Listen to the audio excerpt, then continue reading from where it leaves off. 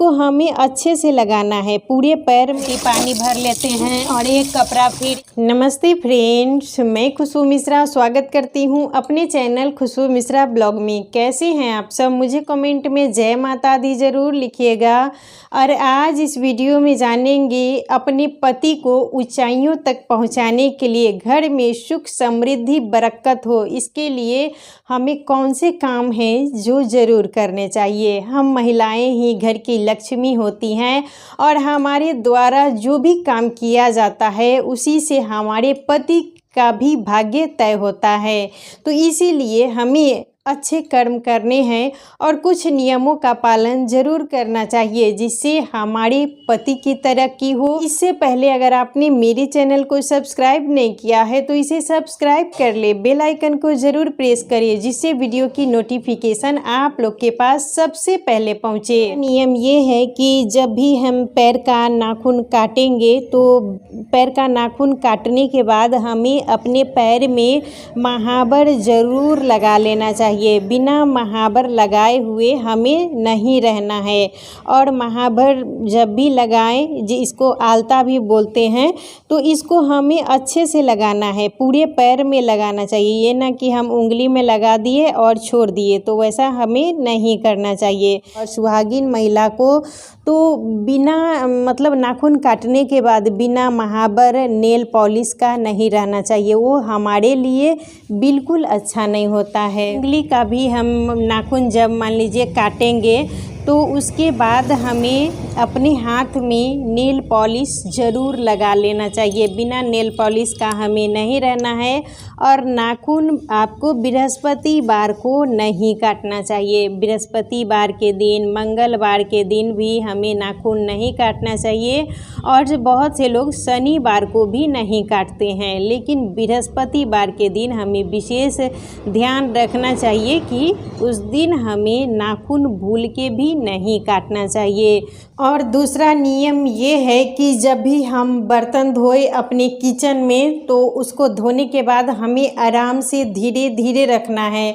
बहुत से लोगों की ये आदत होती है कि बर्तन को धोते हैं और रखते हैं, मतलब पटकने का आवाज़ आता है, धराम धराम करते रहते हैं, तो वो हमारे लिए, हमारे घर के लिए बिल्कुल भी अच्छा नहीं होता है। बर्तन भी लगाते हैं तो एकदम टन टन की आवाज़ इस तरीके से ज़ोर ज़ोर से करते हैं, तो वो अच्छा नहीं होता है। जब भी आप बर्तन को उठाइए तो एकदम धीरे से उठा के ही हमें अपने स्टैंड में लगाना चाहिए। ये ना कि हम धराधर बर्तन पटक रहे हैं, रख रहे हैं। और गुस्से में भी कभी बर्तन को हमें नहीं पटकना चाहिए। बर्तन माता लक्ष्मी का स्वरूप माना गया है। बहुत ही अच्छे से धीरे धीरे धोना है और रखना भी है आराम से। ये ना कि हम धराम धराम करके बर्तन धो लिए, पटक के रख दिए, तो इससे लक्ष्मी माता का अपमान होता है। तो कभी भी हमें वैसी गलती नहीं करनी है। आराम से हमें बर्तन को धोना भी है, रखना भी है और उसे स्टैंड में लगाना है। तीसरा नियम ये है कि कभी भी हमें पानी की बर्बादी नहीं करनी चाहिए। पानी का बहुत ज़्यादा ही महत्व है। साफ सफाई करना एक अलग चीज़ होती है, लेकिन बहुत से लोगों की ये आदत होती है कि एक बाल्टी पानी भर लेते हैं और एक कपड़ा फिर इस तरीके से डालें, फिर वो पानी फेंक देते हैं, फिर वो दूसरा कपड़ा डालेंगे और इसी तरह वो पानी को बर्बाद करते हैं। पानी को कभी भी हमें बर्बाद नहीं करना चाहिए। बहुत सी जगह में पानी की पीने की भी कमी होती है। अगर हम पानी का बर्बादी करते हैं तो इससे भी माता लक्ष्मी हमारे घर से चली जाती हैं। कोई भी चीज़ हमें बर्बाद नहीं करनी चाहिए।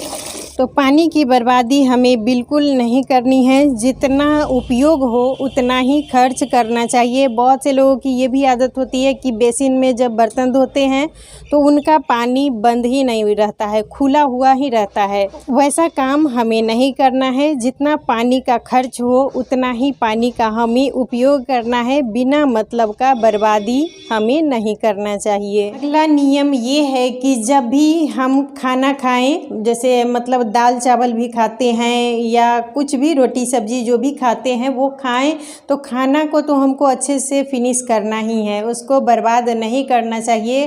खाना का एक एक अन्न हमें मतलब खाना चाहिए। ये ना कि हम उठा के बेसिन में डाल दिए, फेंक दिए, वैसी गलती नहीं करनी है। लेकिन खाना खाने के बाद बहुत से लोगों की आदत होती है कि जब ये मान लीजिए ये चावल दाल है और हम ये खा लिए, उसके बाद जो ये थाली रहता है उसको हम उठा के ऐसे चाटते हैं और इसको इतना अच्छे से हम चाटते हैं कि पूरा जो थाली होता है वो चमकने लगता है, यानी बिना धोए हुए भी साफ हो जाता है। तो वैसी गलती हमें नहीं करनी चाहिए। खाना खाने के बाद हमें थाली को बिल्कुल चाटना नहीं है, वो हमारे लिए अच्छा नहीं होता है, हमारे घर के लिए भी अच्छा नहीं होता है। खाना खाने के बाद भी हमें थाली में हाथ नहीं धोना चाहिए। मान लीजिए जैसे हम ये थाली में खाना खा लिए, तो खाना खाने के बाद हमें इसमें हाथ बिल्कुल नहीं धोना है। हमें बेसिन में हाथ धोना चाहिए, जहाँ पर मतलब हाथ अलग जाके धोएं। कभी भी अभी जैसे खा लेते हैं बहुत से लोग, ये थाली में हाथ धो लेते हैं, तो वो भी अच्छी आदत नहीं होती है। इससे भी हमारे घर की बरकत रुकती है। रोटी बनाने के बाद हमें ये चकला बेलन है तो उसको उसी समय हमें साफ कर लेना चाहिए। तो ज़्यादा देर तक भी हमें ये न कि हम पानी में फूलने के लिए डाल दिए, तो वो भी अच्छा नहीं होता है।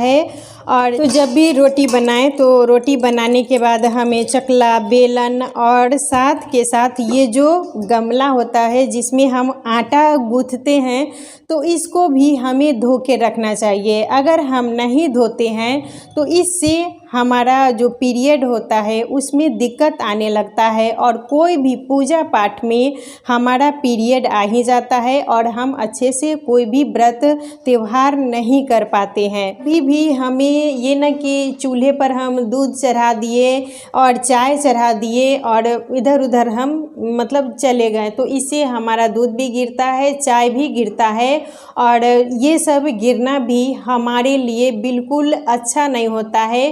कोई चीज़ हमें खाने की वस्तु को कभी भी बर्बाद नहीं करनी चाहिए। चाय दूध जब भी आप चूल्हे पर बनाएं मतलब चढ़ाएं, इसको देखते रहना चाहिए। ये ना कि हम इसको चढ़ा के इधर चले गए उधर चले गए, तब तक हमारा दूध भी बह गया, चाय भी बह गया, खाना भी। बहुत से लोगों की ये आदत होती है कि खाना भी चूल्हे पर चढ़ा देते हैं और इधर उधर घूमने लगते हैं, तो इससे कभी कभी उनका खाना भी जल जाता है, दूध भी जल जाता है, तो वो सब बर्बादी का लक्षण होता है।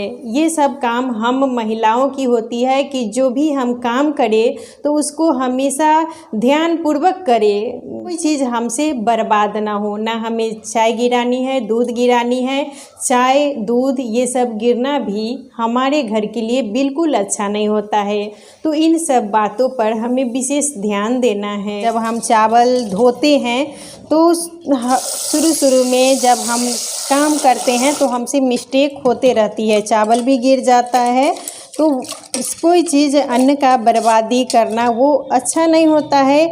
अगर आपसे चावल गिर जा रहा है तो इस तरीके से हम जो छन्नी आता है, ये दूध ढकने के लिए भी इस तरीके से छन्ना आता है, या कोई आप जो चाय छन्ने वाला भी बड़ा साइज़ का आप ले सकते हैं। और इस तरीके से जब हम उसमें छानेंगे तो इससे ये होता है कि हमारा चावल बर्बाद भी नहीं होता है और कोई वस्तु सिंक में भी नहीं जाता है।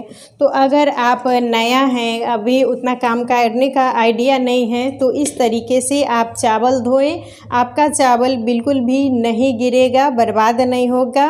तो इन्हीं सब नियमों का पालन करना है। कभी भी हमें कोई वस्तु बर्बाद नहीं करनी चाहिए और हम महिलाओं की ही ये जिम्मेवारी होती है कि हर चीज़ को वो संभाल के रखें और उसे बर्बाद नहीं करना चाहिए। अगर हम बर्बाद करते हैं तो हमारे पति कितना भी कमा लेते हैं लेकिन हमारे घर में बरकत नहीं होती है, पैसा इधर उधर ही चला जाता है।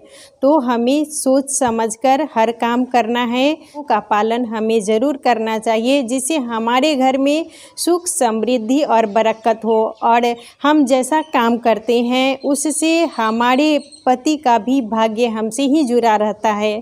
तो इसीलिए हमें अच्छे कर्म करने हैं, कोई भी वस्तु हमें बर्बाद नहीं करनी है। इन सब बातों पर हमें विशेष ध्यान देना है। तो आज का वीडियो यहीं तक था। फिर मिलूँगी एक नए वीडियो में। वीडियो अच्छा लगे तो इसे लाइक कीजिएगा, मेरे चैनल को सब्सक्राइब कीजिएगा। फिर मिलूँगी एक नए वीडियो में। तब तक के लिए नमस्कार।